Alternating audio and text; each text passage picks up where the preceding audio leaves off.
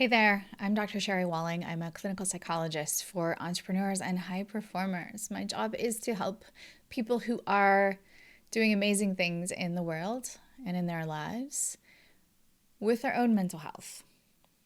So today I want to talk about how to mitigate or navigate an anxiety crisis by thinking about some self-soothing strategies that we can use wherever we are, whenever we begin to feel really overwhelmed by what's happening around us or within us. I got my start as a clinical psychologist working with people who had recently returned from combat deployments. So I have spent a lot of time sitting with people who are really used to being in a state of elevated arousal. Sometimes we call that hypervigilance, but they have been used to operating in a context where there's a lot of danger and you have to pay attention to your surroundings and the details of those surroundings really at all times in order to prevent something terrible happening to you or to the people around you. The body is a wonderful system in its ability to anticipate the potential of danger and to respond accordingly. But there's significant difficulty that arises when our calibration of that system gets off, where we are having an anxiety response when there's not real life threat, but our body and our brain sort of believes that there are. When our body and our brain believes that there really is danger. Anxiety crisis can be a panic attack, some kind of a traumatic or PTSD reaction related to something that's triggered an earlier experience or memory of trauma.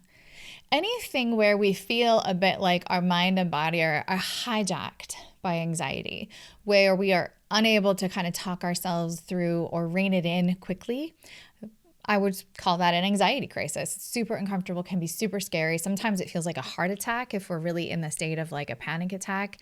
It feels like, wow, our body is just at 10 out of 10 disruption level, and it feels very dangerous and disruptive and scary for us and for those around us. So a lot of my early work with veterans was learning how to help support them in their anxiety management, self-soothing strategies, and to help them practice those strategies so that when trauma triggers or panic arose, they would feel like they had a toolbox to help them through that experience. And honestly, it's a tool or it's a set of tools that I've used a lot in my clinical work with entrepreneurs, because entrepreneurs operate at a really high level of activation, right? There, if you think about like 0 being like you're asleep, having the deepest sleep, and 10 is like absolute fight or flight, combat readiness. Most entrepreneurs, I feel like, are operating at like a 7. There's a lot of energy, a lot of action, a lot of thought, a lot of just big movement and motion that goes into building a company. And that big energy can easily sort of shift over into anxiety. Our bodies actually can't really tell the difference between anxiety and excitement. Anytime we're like keyed up, like there's blood running through our muscles, our breath is going fast, our heart is beating faster, could be excitement, could be anxiety. Body doesn't really know the difference. So anyway, this sort of pretty common in entrepreneurs and important for folks to feel like they have some strategies and tools to work it through so they are not lost in moments of anxiety or feeling like they're being hijacked by a fear that they can't quite articulate or understand. So what do you do? If you are in a situation and you feel that anxiety begin to rise, how do you manage it? The techniques that I know the best kind of fall into what I call the 3 Bs. When we're thinking about what's happening with an anxiety spike or an anxiety crisis, it almost always involves a disruption in our breath. That's B number 1. A disruption in our body. That's B number 2. And a disruption in our brain. B number 3. So the self-soothing techniques that I like to use really fit in those 3 categories. So let's talk about breath. When we are in anxiety, our body kicks into this whole scenario of fight or flight. I'm sure you're familiar with it. Our breath starts to go very quickly and it moves up. It's like in our throat and in our chest. If you think about like the really extreme case of anxiety, somebody's like hyperventilating. their breath is really throaty and it's really fast. And honestly, like the best way to hack anxiety is by tapping into something called our vagus nerve. I've talked about this a lot in the Zen Founder podcast. So if you want more on the vagus nerve, you can Google that and find that resource. But the vagus nerve is this amazing nerve that runs through the base of our brain and has contacts with like all of our major organs. And it is the system that activates the calm down response. So our breath is one of the quickest routes to the vagus nerve. So if our breath starts to get fast and shallow, we can just switch it, like artificially decide, okay, I'm going to breathe deep down into my belly and I'm going to breathe slowly. So that is helpful to just actually count it. Like I'm going to breathe in for 4 counts. I'm going to breathe out for 4 counts. And do that over and over. Usually it only takes 5 to 6 breath cycles, but it depends again on what's going on and how disrupted your body is. And that slow, low, deep breathing signals to the vagus nerve, oh, it's okay. We're not being eaten by a tiger if this person is breathing this way. This person must not actually be in danger. So I can turn off the anxiety activation and bring about the calm down response. So low and slow breath. People do box breathing. There's lots of breath techniques. Definitely do a deep dive. Google them. I have some breathing exercises again on the Zen Founder podcast. You can check those out. But really, the strategy is low and slow. So I like to just count to 4 and think about 4 breaths, 4 by 4. Pretty simple. It doesn't need to be like, I don't know, it doesn't need to be Wim Hof. It doesn't need to have like a deep strategy, but just something that really calms down your breathing. Incidentally, if you are really interested in breath work, another great resource is Othership. It's the Othership app. My friend Robbie Bent, who I've interviewed on the Zen Founder podcast, released this app, which is great because it pairs breath work to music. And so you can use the rhythm of the music to help modulate the speed of your breath. So that's always a great tool. Okay, so breath is our first B. Our second B is body. Thinking back to how anxiety came to be and why it's designed as an important system in our bodies, it's about fight or flight, right? So when you move into your anxiety, your body is getting ready for some big action. There's a lot of blood that's rushing into your muscles. Your muscles become tense. They become ready for some kind of preservation or self-protective action. So because that's just this automatic part of the anxiety response, again, a way to hack it or to like stop it, cold stop, is through, again, the vagus nerve. And that's this sense of really intentionally relaxing the body. So one strategy to do this, and there are many, but one strategy that I like is some progressive muscle relaxation. If you have time and space, you can lay on the floor and like systematically clench and release each of your major muscle groups. If you don't have time, if you're in the meeting or if you're in the midst of your day and your life, some simple like breathing in, clenching fists, breathing out, relaxing hands can be something that signals to your body a sense of well-being. So when an anxiety crisis comes, anything that you can do to calm the body or bring it out of that story is helpful. Other options include using essential oils or lotion, like some kind of scent that takes you out of the state that you're in and moves you into another state. Like, oh, the scent of lavender. You're, thinking about beautiful purple fields in France or something.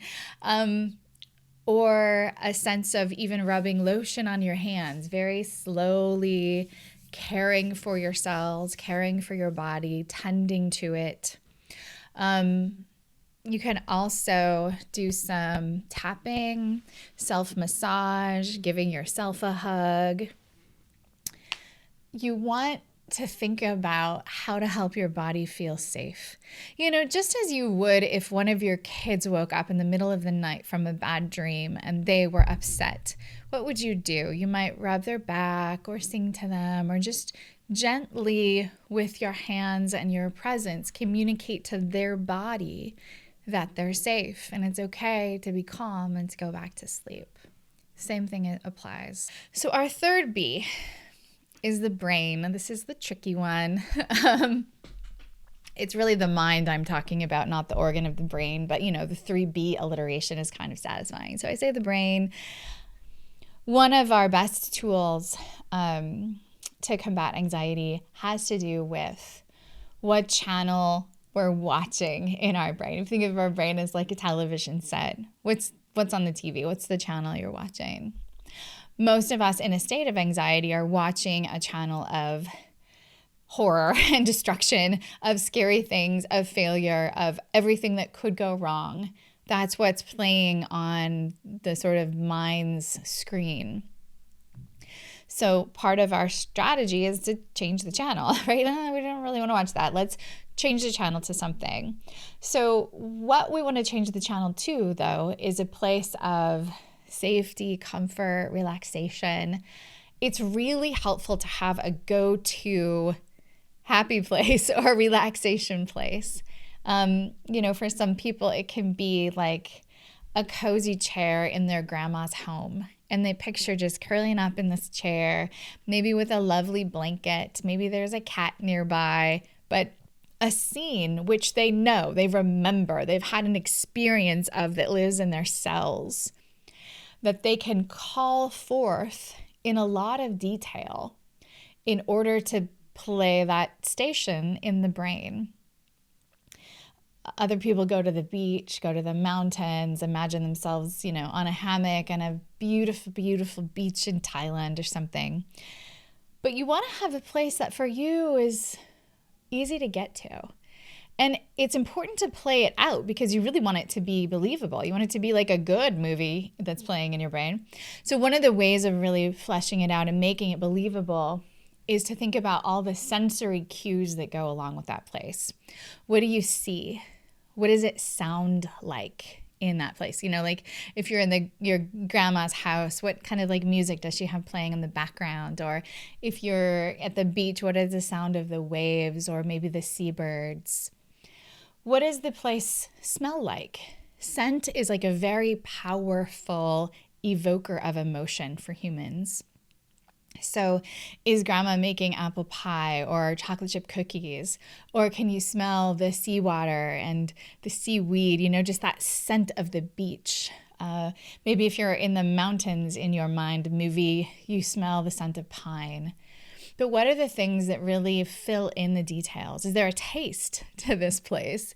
If you were to open your mouth, that salty air at the beach, or what did grandma just serve you as you're curled up in that chair in her home? And then, of course, what is the sensation? What's the touch? What does the blanket feel like around you? What does the sand feel like on your toes? Or how does your body lay in a hammock? So if anxiety is a common part of your life, I would pick a place or two and I would go through all of the 5 senses and write down, this is what I feel in that spot. This is what I see. This is what I smell. This is what I taste. This is what I hear. And get it pretty practiced so that you can change the channel, transport yourself to this calm, relaxing, safe situation when you need to, when you face an anxiety crisis. People experience anxiety quite differently. Anxiety is very subjective and it happens in our bodies fairly automatically.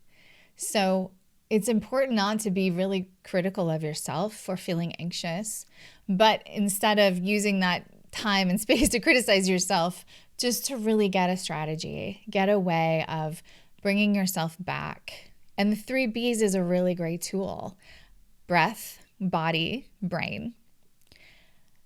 For deeper, more, long-standing conversation about your relationship with anxiety, Now, that's a really good thing to work on with a therapist, with a coach, with someone who can help ask some bigger questions about where that anxiety is coming from, what might be fueling it, what assumptions you're working from in your life and in your work that might make you vulnerable to anxiety.